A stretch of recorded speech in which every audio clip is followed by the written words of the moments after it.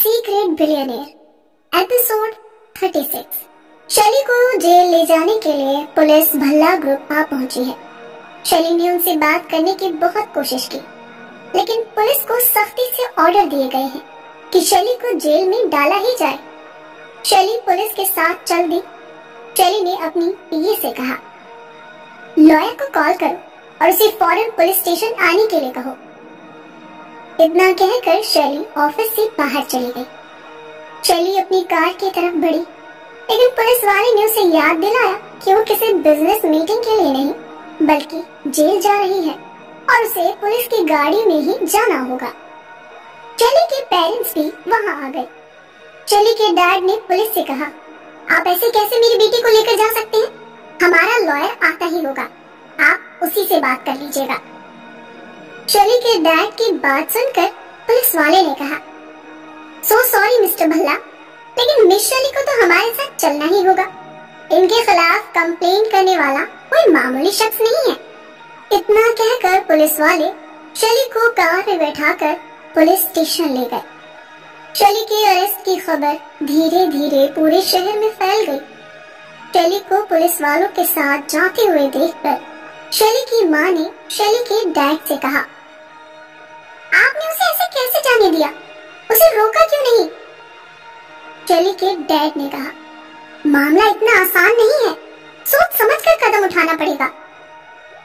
शैली के पेरेंट्स शैली के लिए परेशान हो रहे हैं। तभी दादी माँ, राजीव और बाकी लोग भल्ला ऑफिस आ गए। दादी माँ ने शैली के डैड से पूछा, क्या हुआ? शैली ठीक है? शैली के डैड ने कुछ नहीं कहा और मुंह लटकाकर वहां से चले गए। शैली की माँ रोते हुए बोली, खुश हो जाइए आप सब, चली गई वो जेल, यही चाहते थे ना आप सभी। इतना कहकर शैली की माँ भी वहां से चली गई। दादी माँ समझ गई कि शैली को पुलिस लेकर जा चुकी है। दादी माँ ने राजीव से कहा कि वो अपने लॉयर को कॉल करे। दादी माँ ने लॉयर से बात की और कहा, 5 मिनट के अंदर शैली को जेल से बाहर निकलवाओ। मैं तुम्हें स्टेशन में ही मिलूंगी, जितना पैसा लगता है लगने दो, मुझे परवाह नहीं। दादी माँ के मुंह से पैसों की बातें सुनकर राजीव ने कहा, मॉम क्या जरूरत है पानी की तरह पैसा बहाने की? दादी माँ ने राजीव को घूर कर देखा, जिसके बाद राजीव ने अपनी बात बदलते हुए कहा, मेरा मतलब है कि मुझे यकीन है अभिमान ने ही उस पर ये केस किया होगा, तो क्यों ना हम एक बार जाकर अभिमान से बात कर लेते हैं। राजीव की बात सुनकर दादी माँ को लगा कि एक बार अभिमान से बात करने में कोई हर्ज नहीं है। सिंघानिया ऑफिस में अभिमान एक मीटिंग के लिए प्रेजेंटेशन तैयार कर रहा है। तभी रोनिता का फोन आया। हाँ रोनिता, कहो, काम हो गया? रोनिता ने कहा, यस अभिमान, काम तो हो गया। मैंने नए प्रोजेक्ट के लिए लोकेशन भी फाइनलाइज कर ली है, लेकिन क्या तुम्हें पता चला शैली को अरेस्ट कर लिया है पुलिस ने? अभिमान ये सुनकर मुस्कुराने लगा और कहने लगा, ओह रियली? नहीं, मुझे कैसे मालूम होगा? रोनिता ने कहा, क्या मतलब, उसे तुमने अरेस्ट नहीं कराया है? अभिमान ने कहा, अरे बिल्कुल भी नहीं, मैं उसे क्यों अरेस्ट कराऊंगा? रोनिता ने कहा, मुझे तो यही लगा कि डिफेमेशन केस में उसको अरेस्ट किया गया है। अभिमान ने हंसते हुए कहा, पैर, जितनी जल्दी हो सके काम खत्म करो, हमें इस प्रोजेक्ट को जल्द से जल्द शुरू करना है। इतना कहकर अभिमान ने फोन काट दिया। रोनिता को ये समझ नहीं आया कि आखिर शैली के खिलाफ कंप्लेन किसने की है। पूरा शहर शैली भल्ला और उसकी फैमिली के बारे में ही बातें कर रहा है। विपिन को भी शैली के अरेस्ट होने की खबर मिली तो उसे इस खबर पर यकीन ही नहीं हुआ और वो फौरन ही पुलिस स्टेशन के लिए निकल गया। पुलिस स्टेशन में शैली को लेकर आ गई है और जेल के अंदर डाल दिया गया है। शैली ने पुलिस से बात करने की बहुत कोशिश की, लेकिन पुलिस ने उसकी एक बात न सुनी। शैली को समझ नहीं आ रहा कि आखिर उसे जेल में क्यों और किसके कहने पर डाला जा रहा है। थोड़ी देर बाद शैली का लॉयर वहां आ जाता है उसकी बेल कराने के लिए। शैली का लॉयर पुलिस वाले से कहता है, ये रहे सेटलमेंट के पेपर्स, जिन पर अभिमान साहब ने खुद ही साइन किए थे। आप इन्हें अब डिफेमेशन केस में अंदर नहीं कर सकते। लॉयर की बात सुनकर पुलिस वाले ने कहा, आपके पास मैडम के बेल के पेपर्स हैं? लॉयर ने कहा, नहीं, क्योंकि आज सैटरडे है और आज कोर्ट बंद है। लॉयर की बातें सुनकर पुलिस वाले ने कहा, जब आपके पास बेल पेपर्स आ जाए या फिर कोर्ट के ऑर्डर्स मिल जाए तो हम मैडम को जेल से बाहर निकाल देंगे, तब आप आइएगा। तब तक आप यहाँ से जा सकते हैं। शैली का लॉयर उसे जेल से बाहर निकालने में नाकाम रहा और वहाँ से चला गया। शैली को समझ नहीं आ रहा कि आखिर मामला क्या है और ना ही पुलिस वाले उसे कुछ बताने के लिए तैयार है। कल संडे है और अब कोर्ट मंडे ही ओपन होगा, यानी शैली को ना चाहते हुए भी 2 दिन तक जेल में रहना पड़ेगा। थोड़ी देर में वहाँ विपिन भी आ जाता है। वो बहुत गुस्से में है। वो पुलिस वालों को बुरा भला कह रहा है। विपिन अपने साथ लॉयर्स की एक पूरी टीम लेकर आया है। विपिन ने शैली को जेल में देखा तो उसे बिल्कुल भी अच्छा नहीं लगा। विपिन ने पुलिस वाले के टेबल पर हाथ पटकते हुए जोर से कहा, किसकी इतनी हिम्मत हुई जिसने शैली भल्ला को सलाखों के पीछे कर दिया? विपिन का शोर सुनकर पुलिस स्टेशन का सब इंस्पेक्टर वहां आ गया और उसने विपिन को हंगामा मचाते हुए देखकर पूछा, ये क्या हो रहा है यहाँ? मिस्टर रायजादा, आप यहाँ? पुलिस स्टेशन का सब इंस्पेक्टर विपिन को बहुत अच्छे से जानता है। जब शैली को मालूम हुआ कि विपिन और सब इंस्पेक्टर एक दूसरे को जानते हैं तो उसके चेहरे पर एक मुस्कान आ गई। विपिन ने सब इंस्पेक्टर से कहा, शैली भल्ला की जमानत के लिए आया हूँ, जितने भी पैसे लगे परवाह नहीं, लेकिन मैं शैली को ऐसे हालातों में नहीं देख सकता। तुम शैली को अभी के अभी जेल से बाहर निकालो। विपिन की बात सुनकर सब इंस्पेक्टर ने विपिन से कहा, विपिन साहब, कुछ भी मेरे हाथों में नहीं है। हाँ, अगर तुम्हारे पास जमानत के पेपर्स हैं तो जरूर मैं शैली मैडम को बाहर निकाल दूंगा।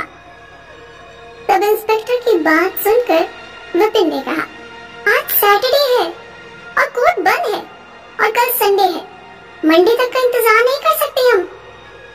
विपिन की बात सुनकर सब इंस्पेक्टर ने कहा, I am so sorry then, मैं कुछ नहीं कर सकता। अब तो मंडे तक का इंतजार करना ही होगा। सब इंस्पेक्टर की बात सुनकर विपिन ने गुस्से में टेबल पर जोर से हाथ मारा।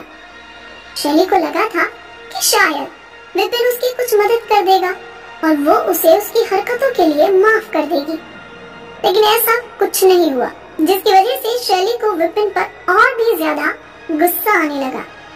विपिन शैली के लिए कुछ ना कर सका, इसीलिए उससे बात किए और उससे मिले बिना ही वहाँ से चला गया।